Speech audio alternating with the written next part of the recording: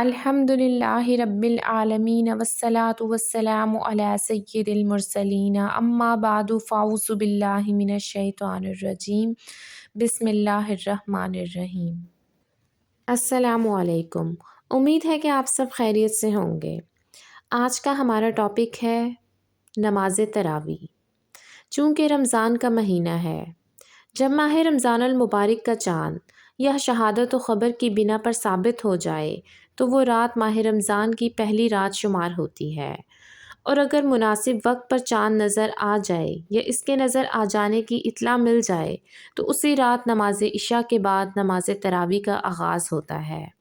اب ہم دیکھتے ہیں کہ نماز تراویح کی فضیلت کیا ہے۔ رمضان المبارک کی راتوں کا قیام اس قدر باعث اجر و ثواب ہے کہ صحیح بخاری، مسلم و سنن اربع، مسند احمد اور درامی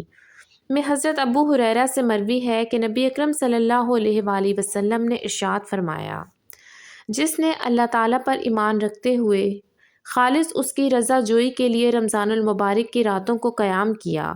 اس کے سابقہ تمام گناہ بخش دیے گئے۔ اور بعض احادیث میں کہ بعد کے الفاظ میں ہے کہ اگلے اور پچھلے سب گناہ معاف ہو گئے۔ اور امام منذری رحمۃ اللہ علیہ نے کہا ہے کہ یہ اضافی الفاظ مسند احمد میں جید سند کے ساتھ مروی ہیں۔ نماز تراویح کا حکم۔ قیام رمضان یا نماز تراویح کا ادا کرنا فرض نہیں بلکہ سنت ہے، اور اس کے بارے میں ائمہ اور فقہ مذاہب میں کوئی اختلاف نہیں، بلکہ اس بات پر سب کا اختلاف ہے۔ لہٰذا وہ حضرات جو جھٹ سے فتویٰ داغ دیتے ہیں کہ جس نے تراویح نہ پڑھی اس کا کوئی روزہ نہیں، انہیں اپنے اس قول کا اصلاح کر لینا چاہیے۔ البتہ ماہ رمضان المبارک کے شب روز انتہائی برکت و فضیلت والے ہیں، لہٰذا اس ماہ میں صدقہ و خیرات، تلاوت قرآن کریم اور نوافل جس قدر بھی ممکن ہو کم ہے۔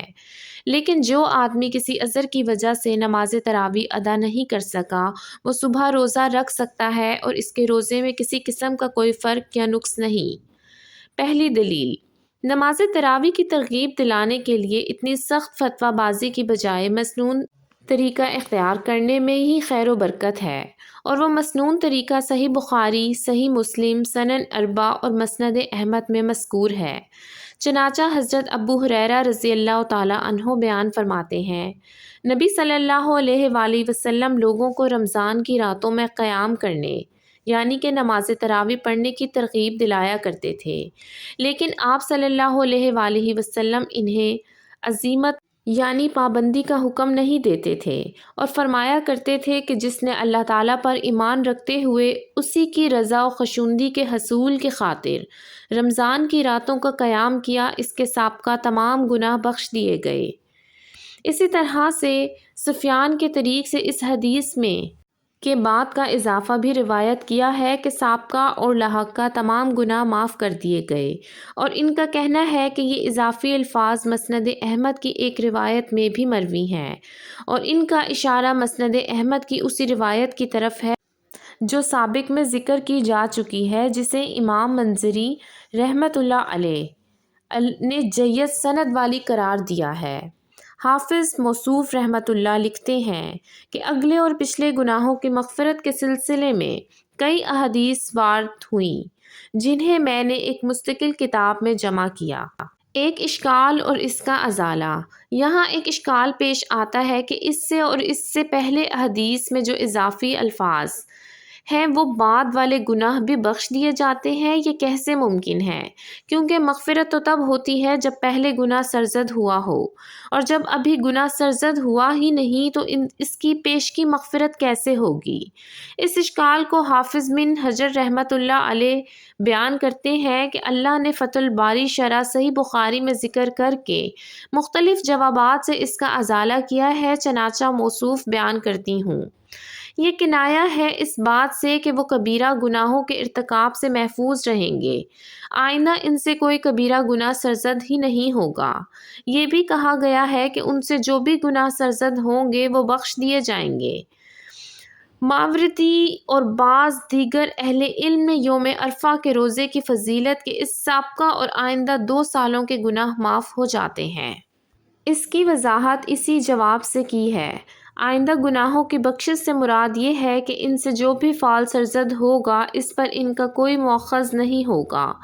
اہل بدر صحابہ رضی اللہ تعالیٰ عنہ کے بارے میں نبی کرم صلی اللہ علیہ وآلہ وسلم نے فرمایا،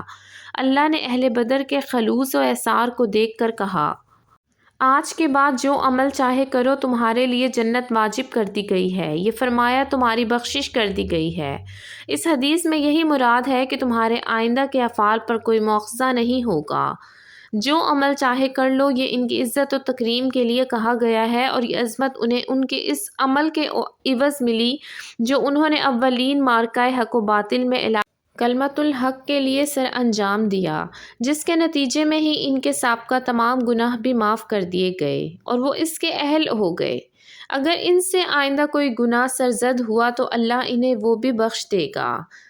دوسری دلیل میں ہم بات کرتے ہیں نماز تراوی کے سنت ہونے کی دوسری دلیل صحیح بخاری و مسلم، ابو داؤد و نسائی اور ابن ماجہ میں ام المومنین حضرت عائشہ صدیقہ رضی اللہ تعالیٰ عنہا سے مروی ہے کہ وہ حدیث ہے جس میں وہ بیان فرماتی ہیں کہ نبی اکرم صلی اللہ علیہ وآلہ وسلم نے مسجد میں نماز تراوی پڑھی۔ آپ صلی اللہ علیہ وآلہ وسلم کی اقتداء میں بکثرت لوگوں نے بھی نماز تراوی ادا کی۔ پھر اگلی رات بھی آپ صلی اللہ علیہ وآلہ وسلم نے نماز پڑھی تو لوگوں کی تعداد میں اور اضافہ ہو گیا۔ پھر تیسری رات بھی لوگ جمع ہو گئے، لیکن نبی اکرم صلی اللہ علیہ وآلہ وسلم گھر سے باہر تشریف نہ لائے۔ جب صبح ہوئی تو فرمایا، میں نے رات دیکھ لیا تھا کہ تم جمع ہوئے ہو، لیکن مجھے باہر آنے سے صرف اس چیز نے روک لیا کہ یہ نماز کہیں تم پر فرض نہ کر دی جائے، اور یہ واقعہ ماہ رمضان المبارک میں پیش آیا۔ صحیح بخاری اور دیگر کتب حدیث میں حضرت عائشہ رضی اللہ تعالیٰ عنہا سے ہی مروی ایک اور حدیث ہے جس میں انہوں نے فرمایا کہ نبی اکرم صلی اللہ علیہ وآلہ وسلم کے 3 راتوں کی نماز تراوی پڑھانے کا تذکرہ ہے، اور یہ آگے بتاتی ہوں کہ جب چوتھی رات آئی تو مسجد نبوی نمازیوں کی کثرت سے تنگ دامانی کا شکوہ کرنے لگی، لیکن آپ صلی اللہ علیہ وآلہ وسلم باہر تشریف نہ لائے۔ البتہ جب فجر کے لیے نکلے اور نماز فجر سے فارغ ہو گئے تو لوگوں کی طرف متوجہ ہو کر توحید و رسالت کی شہادت کے بعد فرمایا، مجھ پر تمہاری حالت پوشیدہ نہ تھی، لیکن مجھے یہ خدشہ ہوا کہ وہ نماز کہیں تم پر فرض نہ کر دی جائے۔ یہاں بات نماز تراوی کی ہو رہی ہے اور تم اس کی ادائیگی سے عاجز آ جاؤ، اس لیے میں باہر نہیں نکلا تھا، اور نبی صلی اللہ علیہ وآلہ وسلم کی وفات تک نماز تراوی اسی طرح رہی، یعنی اس کی باقاعدہ جماعت شروع نہ ہوئی کہ صرف ایک ہی امام ہوتا، البتہ مختلف اماموں کے ساتھ جماعت ثابت ہے، جیسا کہ عصر فاروقی آگے آ رہا ہے۔ اور دیگر کتب میں حضرت زید بن ثابت رضی اللہ تعالیٰ عنہ سے بھی اسی مفہوم کی ایک حدیث مروی ہے، لیکن اس میں 3 یا 4 راتوں کی تعداد مذکور نہیں، بلکہ یہ الفاظ ہیں کہ آپ صلی اللہ علیہ وآلہ وسلم نے چند راتیں مسجد میں بنائے گئے حجرے میں نماز تراوی پڑھی، حتیٰ کہ لوگ آپ صلی اللہ علیہ وآلہ وسلم کے ساتھ نماز کے لیے جمع ہو گئے۔ تاہم ان میں سے اسی موضوع کی دیگر احادیث سے معلوم ہوا کہ نماز تراوی سنت ہے، واجب نہیں۔ امام شوکانی نے کسی اختلاف کا تذکرہ کیے بغیر ہی بات ذکر کی، اور امام نووی نے اس بات پر اتفاق کیا۔ نماز تراوی کی جماعت۔ نماز تراوی نہ صرف مشروع بلکہ مستحب و سنت ہے، اور اس کے استحباب کا پتہ سابقہ احادیث سے لگ جاتا ہے۔ خصوصاً حضرت ابو ہریرہ رضی اللہ تعالیٰ عنہ سے مروی حدیث ہے جس میں نبی پاک صلی اللہ علیہ وآلہ وسلم قیام رمضان کی ترغیب دلایا کرتے تھے، لیکن آپ صلی اللہ علیہ وآلہ وسلم عمیمت وجوب کا حکم نہیں فرمایا کرتے تھے۔ وجوب یعنی کہ پابندی کا حکم نہیں ہے۔ امام نووی نے شرح صحیح مسلم میں لکھا ہے کہ اہل علم کا اس بات پر تو اتفاق ہے کہ نماز تراوی مستحب و سنت ہے، البتہ اس میں اختلاف پایا جاتا ہے کہ اس کے لیے اکیلے اپنے گھر میں پڑھنا افضل ہے یا کہ مسجد میں باجماعت ادا کرنا۔ امام مالک، ابو یوسف اور بعض شافعیہ رحمۃ اللہ علیہ نے کہا کہ نماز تراوی کا انفرادی طور پر اپنے گھر میں ادا کرنا افضل ہے، اور امام شافعی، ان کے اکثر ساتھیوں میں امام احمد، امام ابو حنیفہ، امام ابن المبارک، اسحاق بن راہویہ اور بعض مالکیہ کے نزدیک نماز تراوی کا مسجد میں باجماعت ادا کرنا افضل ہے۔ فریقہ اول امام مالک، ابو یوسف اور بعض شافعیہ رحمۃ اللہ علیہ کا استدلال بخاری و مسلم، داؤد اور نسائی، معجم طبرانی، مسند احمد اور مسند نابی میں حضرت زید بن ثابت رضی اللہ تعالیٰ عنہ سے مروی حدیث ہے، جس میں ارشاد نبوی ہے کہ آدمی کی فرض نماز کو چھوڑ کر افضل ترین نماز وہ ہے جو وہ اپنے گھر میں پڑھے۔ سبحان اللہ۔